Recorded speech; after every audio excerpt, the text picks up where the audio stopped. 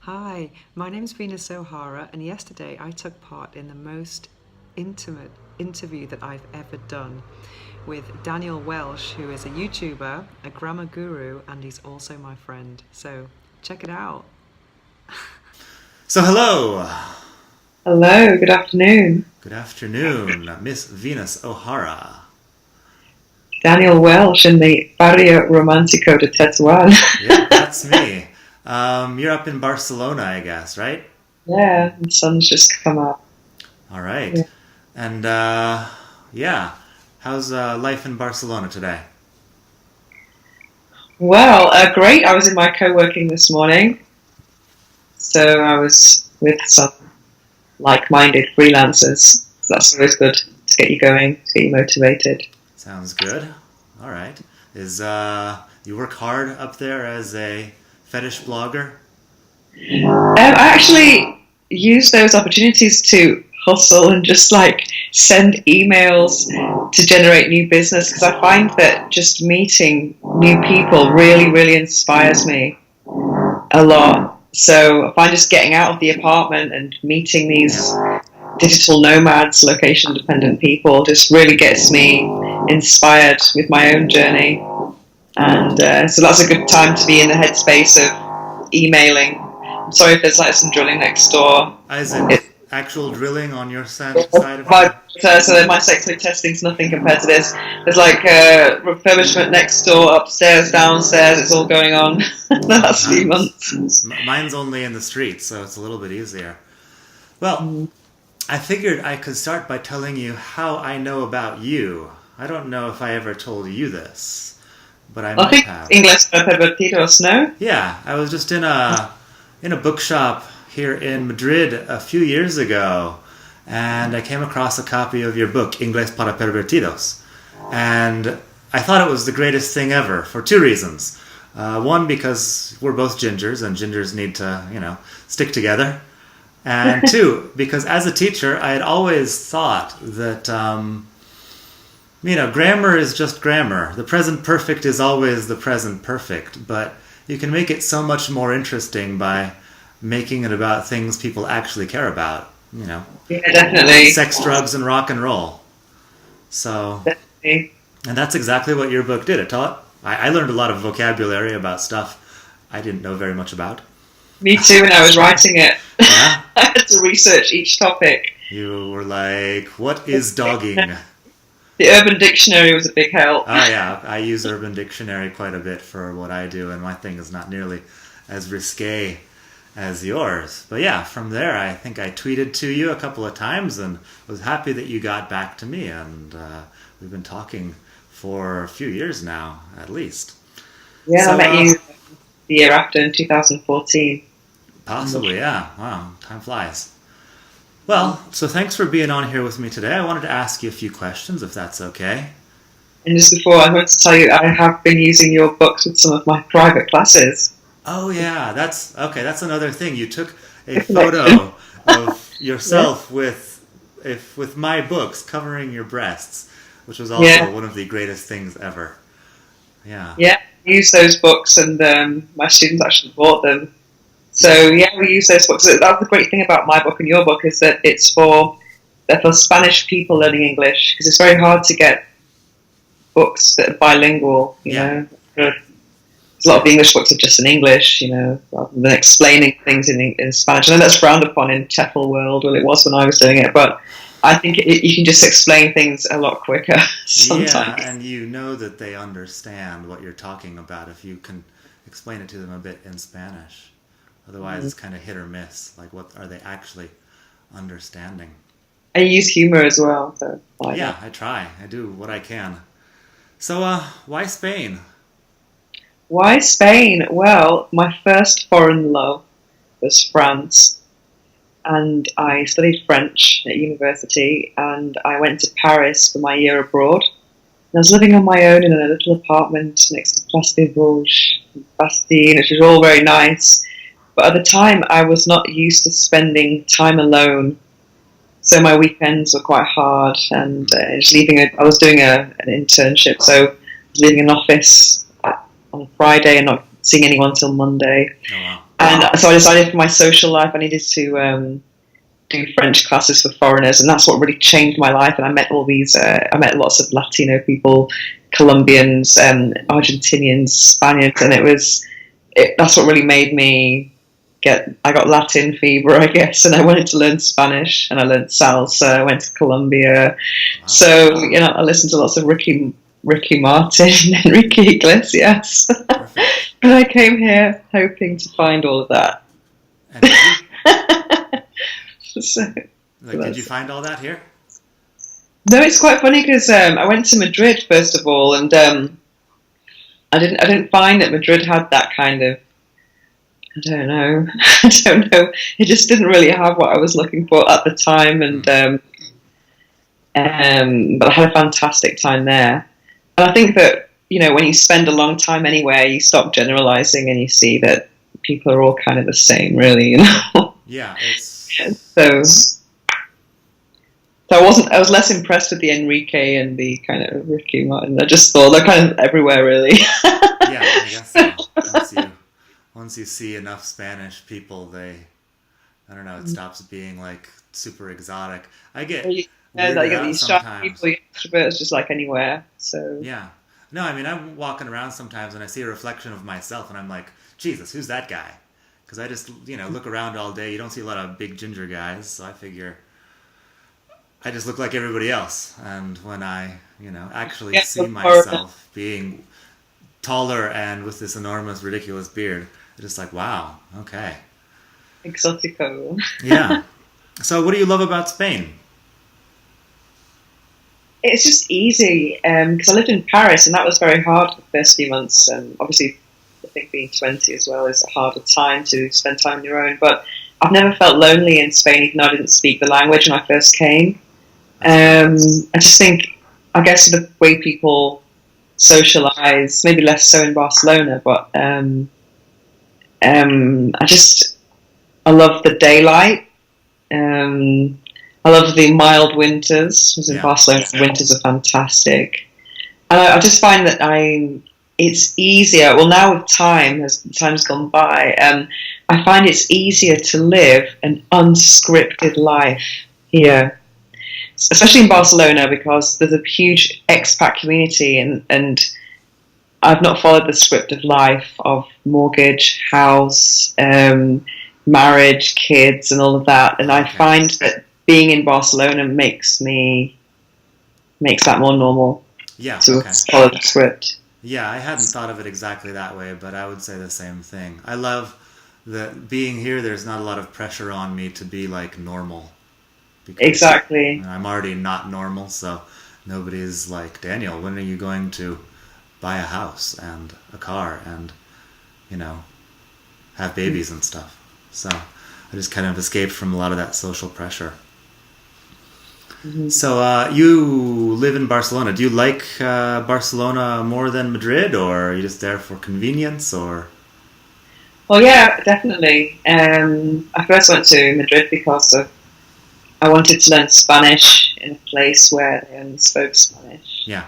So I achieved that, and then my heart was kind of I wanted to live in Barcelona because of the cosmopolitan aspect of it. I just love all the foreign ambience here, and it was a lot more international, I guess, and the sea as well. Yeah. And so, but at first, I was working. I wanted to escape the teaching world when I first got here. I understand that. So there's a lot of international companies here. So I was working in different things like export sales and then luxury real estate. So I was using my French then as well, my French, my English, and really enjoying it. Great. And outside of Barcelona, do you have any favorite places in Spain? I love going to Madrid now. I love going on the AVE to Madrid. Oh yeah, the AVE is the best travel experience ever. Yeah, I love it. And so it's nice to go back to my life in Madrid sometimes and even stay in the same room that I had. Oh yeah? That's really funny. And I've kept in contact with my friends from Madrid. And also I just love discovering other parts of Spain. There's still parts I haven't discovered yet. I was in Cordoba, Malaga last year, and for the first time, and Mallorca, which I can't believe I haven't been there before, because that's literally up and down on the plane. It's fantastic. There's not even time to serve a drink. It's that close. Wow. So I just can't believe I haven't been traveling all around Spain. I think you've got everything in Spain, really. And I would like to discover Canary Islands. I haven't been there. I was there last year. It was really nice. I was just on Gran Canaria in the capital, but even that was just great. Yeah. And that's exactly what I'm looking for. I want to avoid Tenerife. I just want to get somewhere more chilled out. And then the great thing is about life now, 2017, is that there's lots of digital nomad communities popping up everywhere. So there's lots of co-working spaces, even in Fuerteventura, Gran Canaria. There's like, you can find an international vibe, or you can go on a yoga retreat, or you can go on a co-workation. For sure. Sounds cool. So one of my most popular articles recently is about dating Spanish women. Yeah. And I made a bunch of ridiculous generalizations about dating Spanish women. I wanted to know if you've had any experience dating Spanish men, and what you've learned or noticed about Spanish men versus English men, or whatever. I don't remember dating Englishmen, so I've really been quite well integrated since I've been here. So I've just been mainly with Spanish guys the whole time, but I'm not really on the typical dating scene. I'm too scared to go on Tinder or anything like that, because I don't like the idea of my location being, or just people knowing how far away I am, or recognising me on my profile picture, because I do get recognised in the street now. I get tweets, I saw you on blah blah street. So it's a bit, imagine the times that people recognise me and I don't find out about it. So yeah. I think that's far too risky, really. So I tend to just try and be as social as I can in a normal life, and hope that will be the way to meet people. It's kind of old school, really. I actually got off online dating when people, like my fans from YouTube, started seeing me online, and it was just weird. I don't know. So I thought that was time to quit online dating and just be more sociable in real life. Yes, offline dating. Offline dating, just like in the 90s. Yeah. So, but anything you've noticed about dating Spanish men, or no? I don't think I can put it down to Spain. I think it's happening all over, this hookup culture, and that nowadays, like out for a meal, that's all gone. Forget that. It's a coffee these days, or even in some cases, just not me personally, but I think a coffee is a kind of general thing, because then it's less commitment if you don't. Yeah. Person. Okay. Yeah. It's a pain, because you've got to spend the whole time, and then it's expensive, and who pays? It's just too much of a commitment if you've not met before. So yeah, all the ways of dating have changed. Also, and also you can be virtually unfaithful or promiscuous, and no one cares. For example, you can be on your sofa without showering, and you can be chatting with several people at the same time. Yeah, I guess you could. Yeah. And people don't really care, as much. Yeah, I guess. In the very first stages, because that's the moment when you like someone's profile picture or whatever, and then you get to actually trying to meet up in person. You have to seduce someone with your words and your wit. Yeah, it's sometimes kind of challenging, but hey, let's see. But I do like that. I've lived it in other ways, I guess, on Twitter or other people who have also got a media presence. I'm more open to that. Yeah. And that's been easier for me, because I don't have to explain what I do and then have this big shock and oh my god, and people get Yeah, I know exactly what you mean. Well, not exactly what you mean, because I don't do exactly what you do, but yeah, having to be on like first dates with girls and explain to them that no, I don't have a job and I'm not looking for one, and I just publish stuff on the internet it sometimes seems like, yeah, a little bit embarrassing if I don't figure out how to explain it right. It just doesn't sound impressive, and so I'm like, it depends how you explain it, because it Yeah. can be very impressive. Because at the end of the day, you're your own boss. yeah, I remember one girl being like, "So other guys have these standard jobs. What are you doing?" Or I actually prefer a guy who doesn't have a standard job. I want someone who can meet me on Tuesday and take me for lunch on a Tuesday, and not have to be running back to the office. Because one thing I do hate as well are ties. That's a symbol of corporate slavery for me. And the guys who go work with their ties, they're not really the leaders for me. I just think, it's I don't know. I prefer someone who has a messy car and doesn't care and that kind of thing. Great. So, what made you start your career in modeling? I was working in a printer in the export department of a printer here in Spain, and I thought it would be a good idea to target erotic and fetish publishers in London, and that's how it all started, really. So I started printing erotic books, and I got quite friendly with my clients, and then sent them some selfies when technology was evolving with digital phones, and then that's how it all began. And I started modelling for one of my clients in London, and I just loved it so much that I started doing collaborations here in Barcelona with photographers, and I had this big collection of photos. And then in 2009, I decided to make a photo blog out of it, and that's how veganisohara.org was born. Like, I remember I started my blog because it was like summer and my income was down towards, very close to zero. And I was like, gotta pay my rent somehow and, feed myself through this long English teacher summer. And I remember you telling some story about something similar up in Barcelona. Definitely. This happened over summer, but I've had lots of hard summers in Spain, because for me, August is one of the hardest months in Spain, because especially if you're your own boss, even if you're in a company, it's just you have to take your holiday that month, and I really hate that. Yeah. So what happened with me is I was working in real estate, and I was commission only, and it was 2009, so it was right when the economy collapsed.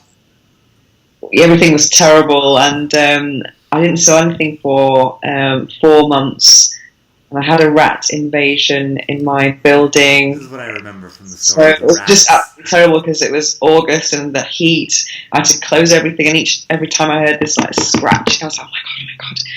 And I just thought, I was up to that point, I'd been afraid of the thought of, people seeing my ass online, or, I really was. But then I remember one day I saw 300 people on my website. I was freaking out, But now I'll be like, only, So, so it was a gradual process, because at the end of the day, I'm really putting myself out there. It's not just what I'm writing. I'm also putting my image out there, my whole life, because I really believe in what I'm doing, and I'm sacrificing a lot of things for it. So it was a really, really hardcore. So I was living a lot of extreme things: family deaths, no money, no food, poison, rat poison before food.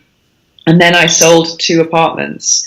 And with that money, I just thought, no more real estate. I just got the money and then set up my blog and thought, it's now or never, just follow my dream. Beautiful. Yeah. That's great. So, let me see what my next question is. Oh yeah, why sex and fetish modeling specifically? Well, when I had this big collection of photos, it was just a natural thing. They were all fetish, like say blindfold. They were non-explicit photos, because I like the idea of, I'm not just a model, I'm my own art director. So when I see the picture, I see, is that what I want to do? I'm not just standing there following instructions. So, and I feel like I've always been an artist as well. So just right now I am my own muse as well.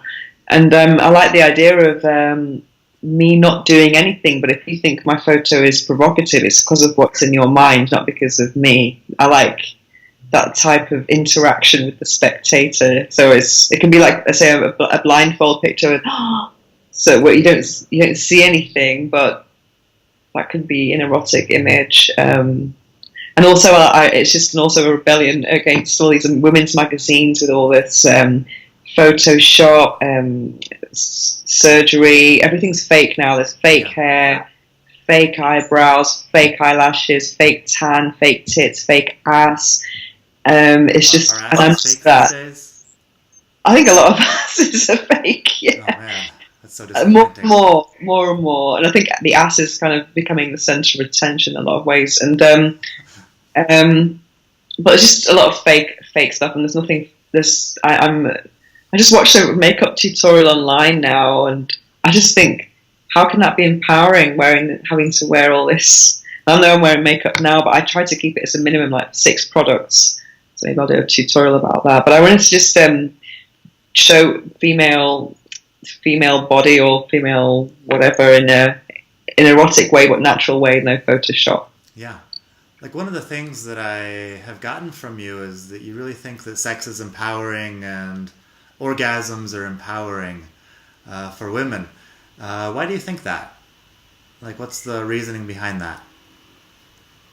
Because it was for me, and I think women are orgasmically superior in the sense that we have not superior. Don't say that badly. It sounds terrible, but we have more orgasmic capacity than men. I agree. There's no doubt about that. A woman who's in control, who's connected to her body, like the mind-body connection, the mind-clitoris connection. I think that type of woman can really have more orgasms than a man. And I think it's a huge pity that anorgasmia, which is affecting so many women who can't have orgasms. Yeah. Because it might not be as obvious for us to reach orgasms, and like most males can do it by the time they're 15, you know. But I don't think a lot of women get 2 minutes or less. not have and not know. So that's my mission in life. I want to tell people that they have a Ferrari between their legs and they need to know how to start this engine up. So that's the. I love that in so many ways. Raising orgasmic awareness is my mission. Raising orgasmic awareness. And also the orgasm for me is not just about sexual pleasure. I mean, I was at my parents' house this summer and it was really hard to sleep because it's been 6 years since I've been back. So I got my vibrator out, the quietest one, of course, and that was just literally an insomnia cure because it's like muscle relaxant. And also just for period pain, it's like an orgasm is like 2 hours of pain relief, so it's like half a paracetamol. And even for me with writer's block, I'll just lie down and take my phone with me and just use a vibrator, and then I'll just kind of like send myself an email, and then I get, oh yeah, everything's clear again when I'm horizontal. So I get back to my desk and then it's all good, I can carry on now. So I use orgasm for lots of different therapies. I guess I'm using myself, my life is my message, I guess. You think it's therapeutic then, in different ways? Sorry? You think it's therapeutic in different ways? Definitely. So it's not just sexual. Also, but when you're talking about sex, it's also great as well because if you can bring yourself to orgasm, then you're going to have a better sex life. You're going to be able to communicate what you like more with your partner. It's going to be a more fulfilling experience, both of you, I think. So tell me a little bit more about the mind-clitoris connection and how I can give women... It sounds really good, doesn't it? bigger and better orgasms. So, yeah, I think it's learning how to fantasize would be my own technique. So that's that's really key to having an orgasm, is just thinking about what turns you on, emptying your mind from day-to-day worries. And that's why it's a great thing for insomnia, because it just distracts your mind. Yeah. You're thinking about certain fantasies or... That's interesting, because I remember when I discovered your blog with like the long list of fetishes, I was thinking, I'm pretty sure I have 0 of these fetishes. Because, you know, there's things I like and things that I had never considered and things that I don't like, but, you know, I don't possibly have like a really well-developed, you know, list of fantasies that I'm, you know, a bucket list of things that I needed to do. For me, it was as a model, these were all the kind of images I wanted to to take. Like really get into the neck or nape fetish, which is really popular fetish in Japan. Nape fetish, like good back to your neck? Yeah. So I find that's a really cool challenge to make something that's not explicit, like take a photo that will make someone want to bite it, you know? That's the kind of imagery I like to, because when I see normal imagery like and all this kind of really slutty, porny type stuff, I don't relate to it at all. Yeah. It's not that's not what I want to do. I'm not trying to tease my spectator. It's purely an expression, my own expression, you know. This is kind of off topic, but have you noticed like differences in what people's fetishes are according to the country? You said neck fetishes in Japan, but... Well, I've read about that, but I don't know that firsthand. I don't know really, but I would say foot fetish is probably the most popular one, and that would be global. I've seen all of your photos of feet in different positions. I think it's different, something I hadn't really considered. It really amazing experience for me, because it all started off as I had all these fetishes on my blog, and I had a couple of my feet. I didn't like my feet because they were wide and they go a bit pink. You know, you might probably know. I mean, I remember one day I was walking down the street and looking at other people's feet in sandals, and thinking everyone's got nicer feet than me.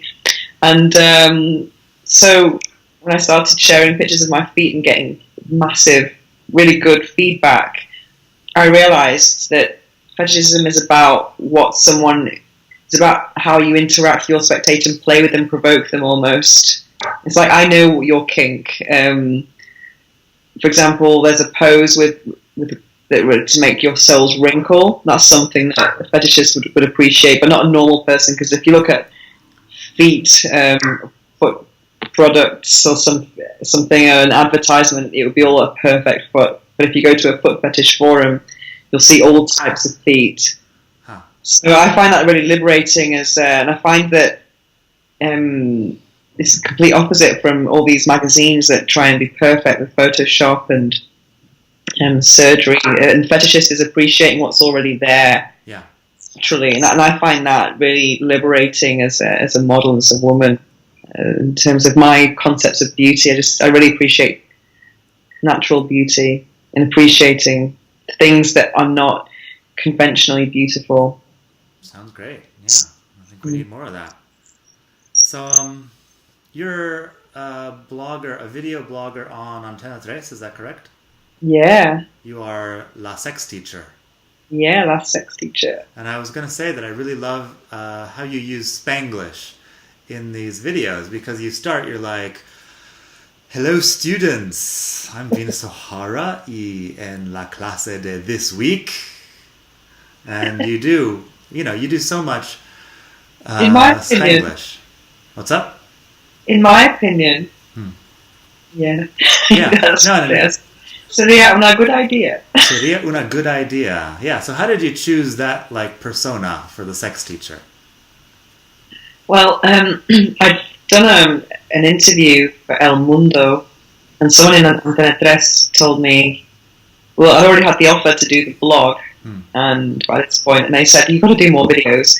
And I was sitting at home with all my hair like this, and I'm a bit shy to just, turn the computer on and record myself, because I am quite a shy person, even though everyone else seem it, but especially on on video. Yeah. And I thought, well, if I actually wear glasses and wear a vintage hairdo and a blouse, then I won't feel like it won't be so hard to do, because I was like playing a persona. So you're like playing a persona in that sense, that it helps you to distance yourself from all of that. Yeah, and it helped me overcome the camera shyness, but I've been gradually, at first it was all scripted, and now it's just freestyle. So I've really evolved a lot on camera. I've learned a lot from it. So I've been a student as well. Yeah, I don't really know what happened with me, but I'm pretty sure my first 150 videos were terrible. And then sometime around 150 to 200, they just got better somehow. And now I think I do pretty well. How many videos have you got? Actually published on YouTube, almost 400 now. Oh, wow. But I look back at the old ones and it's just embarrassing how bad. And a lot of it's just like my personal expressiveness, like my gestures or whatever that I was doing, how nervous I probably was in front of the camera. And now it's just like, whatever. Got 10 minutes, I'm going to record something and publish it. And I feel a lot more confident just to start out. Yeah, I totally relate to that. Yeah. Cool. I mean, mine was all scripted, so imagine that. Oh, yeah. We talked also a while ago. You do a lot more takes than I do. Mine's just usually like, I just go for it. Yeah, because in a lot of the product videos, I have to include a lot of technical stuff, so there's no way I can remember it all.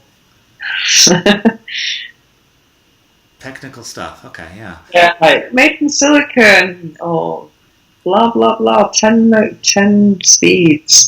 Okay, so it's not like you're not like reading the spec sheet or anything, but the basic stuff. Yeah, I've got a script. It kind of just a bullet points, so I try and elaborate each point. So. Great. Well, you have 2 book titles actually that I really like. You have one that's like Amame como si me odiaras. Deséame como si me odiaras. Deséame como si me odiaras, which like Yeah, you hate me. Is there an English version of this? Yeah, it's in English. Love me like you hate me. Love me like you hate me. I think it sounds a little bit better in Spanish. Yeah. But yeah, Love Me Like You Hate Me is pretty good too. And the other one is La Máscara de Venus, The Mask of Venus. So can you tell me a little bit about those titles and what those books mean to you? Well, the first one, Deséame como si me odiaras, is a BDSM guide. So it's like an introduction to BDSM for. Wow, there you go. It's really light and accessible. So it's nothing like 50 Shades of Grey. Because my personal approach is, it sounds good in Spanish, BDSM con humor y sin dolor. So I like, for example, humorous role plays. That kind of thing, like being told off by the you be the sex student. Yeah. Yeah, being very naughty, getting punished. So I think BDSM's got huge humoristic, fun potential that people don't exploit. It's not all about dark and kind of strange activity. It can be fun and with no pain at all, Yeah. I've never read 50 Shades of Grey, except for the first couple of pages, but I imagine it being kind of like dark, painful, humiliating stuff. Yeah, I mean, for me personally, when I read a sex scene, I'm always bored by it, the actual description of what's going on.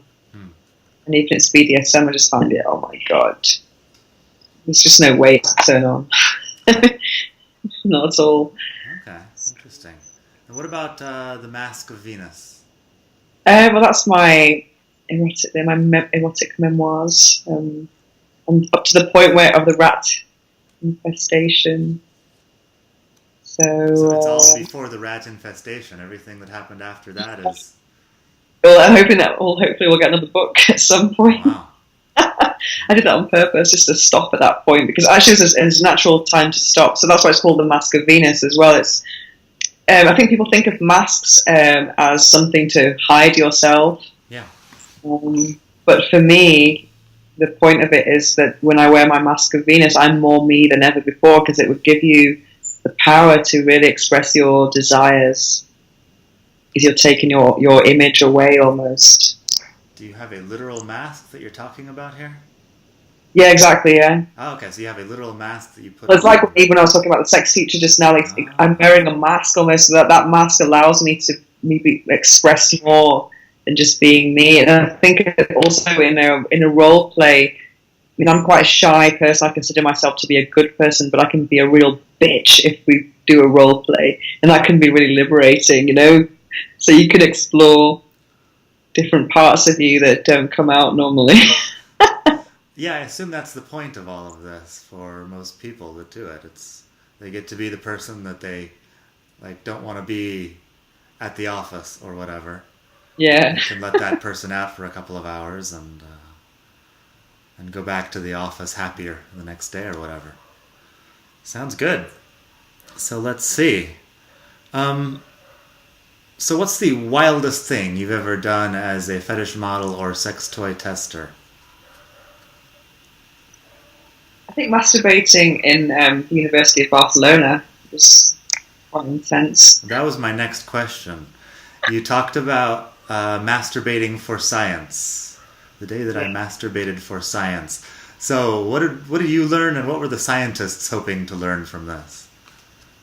Well, it was all for a TV pilot, so I guess they wanted some juicy content, and I wanted to explore that as well, because I think in sex blogging world, or in any blogging world, there's just a lot of repetition, a lot of copy and paste and paraphrasing of the same content, which is great because the message gets diluted, or just like is the message gets stronger, but it reaches more people. But I just want to do stuff that in first person that's unique. I'm trying to be original, even though originality doesn't really exist. so I don't know anyone else has masturbated for science yet, but it was a unique opportunity, and to tell that. But were they like hooking electrodes up to you and watching your brain? Yeah, I had electrodes on my chest. I had a mask on, an oxygen mask, and I had this thing on my finger. And then behind this curtain, so that there were some scientists looking at these screens and beep beep. So I had to really concentrate. Looking at the data on the screens, they weren't actually watching you masturbate. No, but I had one of them by my side. So it's almost like a birth, and I had people outside the door making sure no one was going to come in. So it was like a test of my concentration, really, and how good are my fantasies. So it took 25 minutes. It did take a long time, but I'd reached it in the end. And the pressure, I mean, that is a serious amount of pressure. I had 11 people. You know, normally in a normal situation of sex, you like one person is just like, you know, if she comes, great. If she doesn't, I had to come for them. Wow. For 11 people. So, and also making a sex toy, because I've had to test prototypes and give feedback to engineers to make improvements. So I've had certain orgasms that haven't been about pleasure at all. They've been about investigation. Orgasms where you're investigating like what your sex toy does, because you actually have a sex toy with your name on it, I guess. Yeah. I have the copy of Interview right up here where you announce this whole thing. Can you tell us a little bit about your sex toy? Well, there's nothing like it. There's nothing with that shape. So it's something that simulates the clitoris and the entrance of the vagina at the same time. So there's nothing that does that until now, and I've found that combination works just by using two toys. So at first I was like using two toys and with blue tack, and then measuring the distance between the two, sending pictures of this concoction of toys and blue tack and to the engineers, and they had like made a prototype. They had to try a prototype with no vibration, imagine stuff, and then measure lots of things. So wow. And so where do people buy your sex toy? What's it called? Oh, Venus. Oh, Venus. Oh, just Yeah. the letter O, I assume? God. Oh, yes. Oh, Venus. Yeah. Okay. Just the letter O or OHO? Oh, because it's like the big O is an orgasm as well. So, yeah. Great. And where can people buy it? On my website, but also it's in lots of countries now. Yeah. Why don't you tell us what your website is? VenusO'Hara.org. VenusO'Hara.org. All right. Well, I'll make sure that's on the screen here so that people can check out VenusO'Hara.org and maybe buy a sex toy for themselves or their significant other or friend or whatever. Sounds good. Do you have any favorite sexy expressions or words in Spanish? Morbo. Morbo. It's a word. I mean, there's no proper translation for it in English. So, I wrote an article about this called El Castellano en la Cama, all about my experience with Spanish in bed. And that was my first article for El País. And I remember one of my first times with a Spanish person, they were saying, que morbo, and I was like, ooh, what does that mean? And it's like, how morbid, and I thought, that doesn't sound good. Yeah, I was thinking also morbid. The first few times I heard that, I was thinking it was related to morbid, and morbid to me sounds like death. Obesity or morbid obesity, yeah. Yeah, it doesn't sound sexy at all. So you like it for that reason, I guess. I found a good definition for it that was basically being attracted to something that you know that's bad for you. So that's the kind of like, it's like an attraction you can't explain. Sounds good. Anything else for Castellano and La Cama? That's my favourite word, but I'm just a big fan of the language in general. It really turns me on. I really like it. Great, yeah. I still say, oh my god. I still speak English. I just want to give that exotic touch, you know. And in the specific way that you say it, which is great. Oh my god! Yeah, I like to remind people that I'm an English girl in a Spanish bed. Great. I'm sure that goes over very well with your subjects out there.